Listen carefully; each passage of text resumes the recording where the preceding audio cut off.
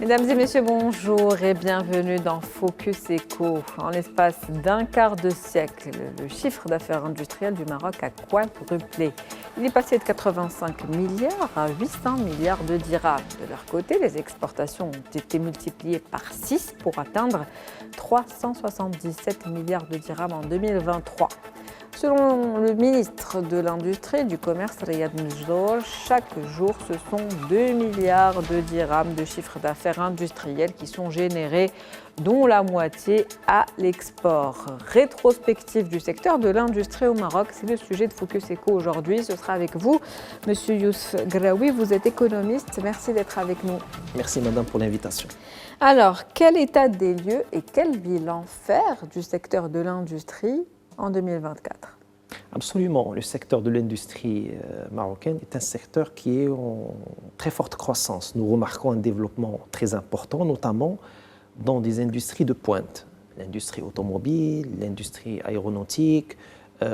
Auparavant, on parlait de l'industrie du textile, l'industrie du cuir, les performances aussi du secteur des phosphates. Donc vraiment, une industrie aujourd'hui qui se diversifie, qui se veut une industrie moderne, et qui cherche à atteindre les objectifs, bien évidemment, de développement à l'horizon 2030, notamment un chiffre dont beaucoup de gens ne font pas attention, c'est que dans le nouveau modèle de développement, nous avons prévu un indicateur industriel, c'est d'atteindre une capacité industrielle qui représente 60% de notre valeur ajoutée. Alors, à date d'aujourd'hui, pour faire un petit peu un état des lieux, la valeur ajoutée industrielle, elle est aux alentours de 26,5%. Donc, on veut passer de 26,5% à 60%. À 60%, c'est énorme, c'est très ambitieux, mais il faut savoir qu'aujourd'hui, la valeur ajoutée industrielle, elle a dépassé les 380 milliards de dirhams. Si on se réfère à l'année 2024.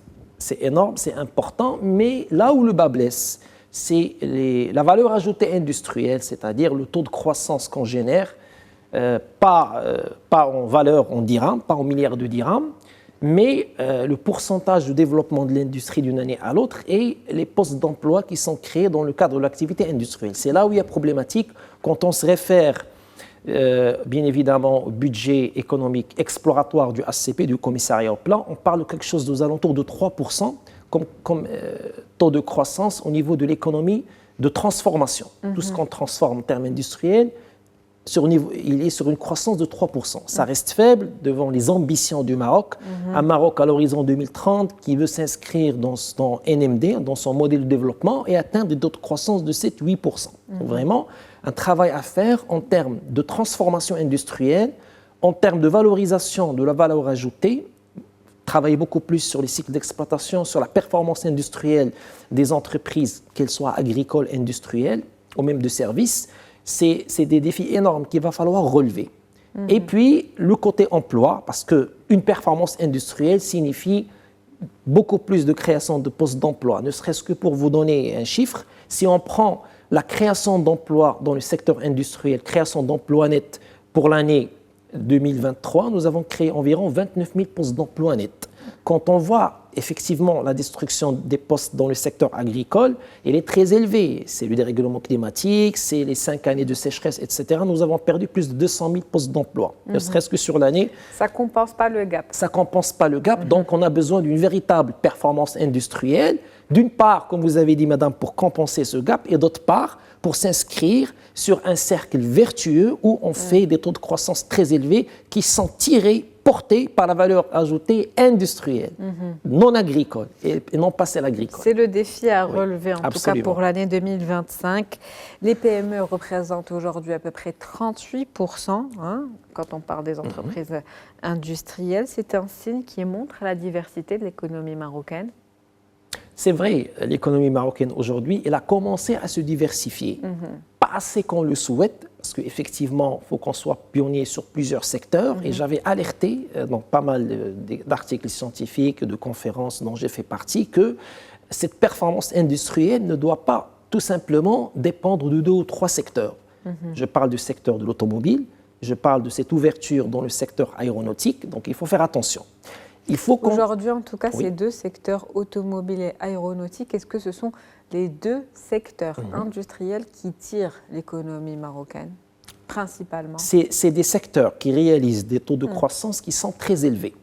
Mais en termes de volume, en termes de milliards de dirhams, il faut qu'on travaille aussi sur les autres secteurs. Parce que si le secteur automobile enregistre une performance de 20-30% et qu'elle ne se reflète pas sur la valeur ajoutée industrielle, c'est que le poids du secteur aujourd'hui, par rapport à ces industries en termes de création de valeur ajoutée, n'est pas encore important. Effectivement, quand on voit les performances à l'export du secteur industriel, on reste en quelque sorte bouche bée parce que déjà l'exportation, tout ce qui est automobile, aujourd'hui, elle dépasse largement l'exportation historique des phosphates. C'est vrai, la performance du secteur automobile aujourd'hui dans l'industrie marocaine, elle est avérée. Donc, il est constaté. Les exportations chinoises également. Ça dépasse également les exportations chinoises. Absolument. Cette Donc, année. effectivement, la performance industrielle, elle est là. Mais si on veut un petit peu creuser dans le détail, rapidement si vous me permettez, dans cette performance industrielle, il n'y a pas un taux de croissance important en termes de transformation locale. C'est-à-dire, il y a de l'importation, on est en train de centraliser, de faire le montage de pièces, etc. La valeur ajoutée, elle est exportée. Et la masse de recrutement ne suit pas, parce qu'en général, dans ce type d'industrie, on investit massivement dans l'intelligence artificielle, dans les cyber-physical systems, dans les objets à distance. On recrute moins d'ingénieurs, moins de main-d'œuvre, et c'est ça ce qui est reflété dans les taux de chômage aujourd'hui qui sont très élevés et qu'on sait que l'industrie marocaine, malgré les ouvertures d'usines, malgré les partenariats, malgré la dynamique qu'entreprend le ministre de l'Industrie, la création d'emplois dans le secteur industriel, elle ne suit pas. Vous l'avez dit, la technologie, l'intelligence artificielle, justement, dans ce secteur, il y a aussi la robotisation. Et ça, c'est, je pense, un défi pour les années à venir. Peut-être pas pour aujourd'hui, mais pour les années qui viennent, cette robotisation qui, elle, peut travailler 24 heures sur 24, du matin au soir et remplacer l'homme. Absolument, absolument. D'ailleurs, quand j'avais rencontré le ministre de l'Industrie, je pense il y a un an et demi dans le cadre d'une conférence, j'avais attiré son attention sur ça. Je dis que la dynamique que connaît, par exemple, le secteur de l'aéronautique et de l'automobile, c'est une très bonne dynamique, mais pour l'instant, elle est momentanée et il faut sur le court moyen terme. Il faut pouvoir la maintenir sur le temps. Tout à fait, madame, et que au long terme, avec l'intelligence artificielle, avec la montée en puissance de la globalisation des services, avec cette économie numérique qui est devenue très intense, on va vivre une vague de destruction de postes d'emploi. Quand on voit déjà le chômage des jeunes aujourd'hui, le chômage auprès des jeunes sur les 10 dernières années, il est passé de 20 à 40%. Le taux de chômage auprès de la population des jeunes a doublé. Il a doublé sur une décennie. Cela montre qu'en termes d'activité industrielle, nous créons des infrastructures, nous investissons dans du matériel de production, mais le recrutement de jeunes ne suit pas. Et c'est ce qui explique qu'aujourd'hui, malgré les ouvertures, malgré la valeur ajoutée qui ne cesse de progresser dans ces secteurs, l'industrie automobile, l'aéronautique, la création de postes d'emploi ne suit pas et la destruction de postes va se constater de plus en plus, de manière plus fréquente et plus intense les années à venir. D'où le fait qu'il faut réagir tout de suite. Autre chiffre, 53% des entreprises sont des microstructures qui ne génèrent que 2% du chiffre d'affaires global, ce qui suggère une incapacité chronique à faire émerger un tissu entrepreneurial qui soit robuste et qui appartienne aux économies qu'on appelle aujourd'hui matures. Absolument, parce que quand on observe la composition entrepreneuriale au Maroc, qu'est-ce qu'on observe, qu'est-ce qu'on remarque? On remarque que vous avez 2% des grandes moyennes entreprises qui génèrent pratiquement plus de 90% des recettes fiscales. C'est eux qui portent l'économie marocaine en termes de création de valeur ajoutée, en termes de chiffre d'affaires, etc. Quand on voit le tissu entrepreneurial marocain, à 95%, il est composé de TPME, petites entreprises.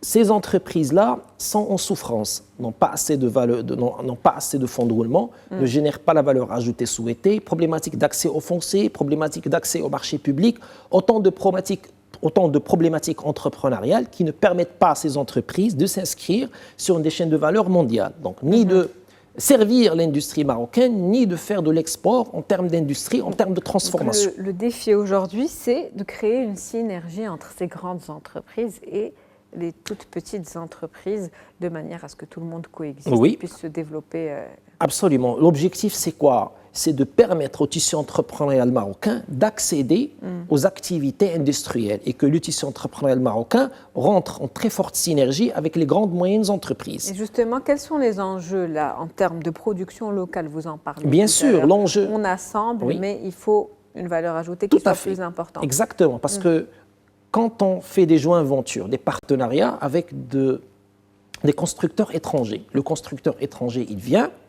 Il commence à fonctionner au Maroc, il bénéficie d'un certain nombre d'avantages, mais toute la partie matières premières, fournitures, etc., principalement, elle est importée de l'extérieur. Il faut qu'on travaille beaucoup plus la valorisation de l'industrie locale et qu'on crée des écosystèmes régionaux qui vont permettre à ces grandes entreprises qui s'installent dans certaines zones déterminées de travailler avec les petites moyennes entreprises locales en termes bien évidemment, d'acquisition des matières premières et des fournitures, mais éventuellement, la PME marocaine, elle doit assurer sa part de responsabilité.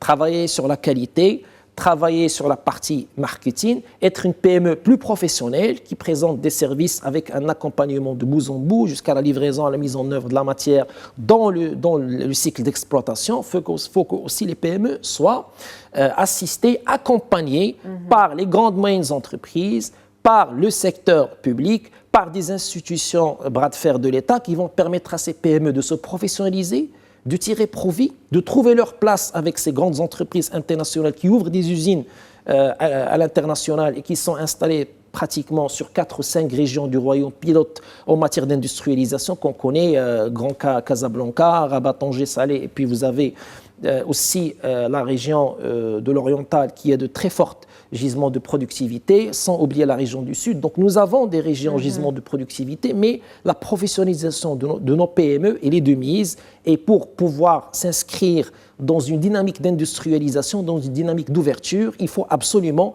qu'on travaille l'assistance technique à ces PME et non pas seulement le financement. Parce que quand on néglige la partie technique, on donne du financement, on tombe dans des taux de défaillance qui sont très élevés. Le dernier chiffre, c'est la défaillance, elle a évolué de 13%. Absolument. Oui. C'était cette année également, cette année 2024. Pour conclure, maintenant qu'on a un petit peu abordé et fait le tour des défis auxquels est confronté aujourd'hui le secteur, si on devait parler des perspectives d'avenir très rapidement, en moins d'une trentaine de secondes, du secteur de l'industrie en 2025. Alors, les perspectives d'avenir, selon moi, pour avoir un secteur industriel qui est solide.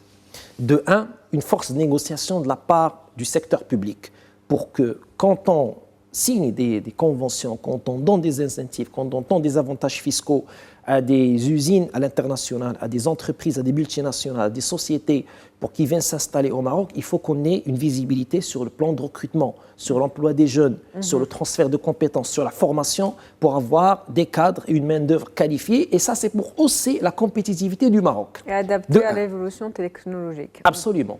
De deux, il faut qu'on permette au tissu entrepreneurial marocain de tirer bénéfice de ces installations, notamment, bien évidemment, à travers l'accès à des chaînes de valeur au niveau national pour que ces PME puissent travailler, avoir un carnet de commandes, fonctionner, vendre, livrer à ces usines, aux grandes entreprises marocaines. Et aussi, l'effort doit être fait aussi au niveau national parce que les grandes moyennes entreprises, les entreprises qui sont sur des monopoles au niveau d'un certain nombre de secteurs doivent s'ouvrir et travailler avec des entreprises marocaines au lieu de passer commande auprès d'entreprises étrangères en Turquie, en Asie, on voit ça. Merci. Donc c'est important. Merci à vous, Monsieur Youssef Graoui. Je rappelle que vous êtes économiste. C'était un plaisir de vous avoir avec nous pour cette rétro-industrie pour l'année 2024. C'est la fin de Focus économique pour aujourd'hui. On se retrouve demain avec un nouvel invité, nouveau sujet. Très bonne journée.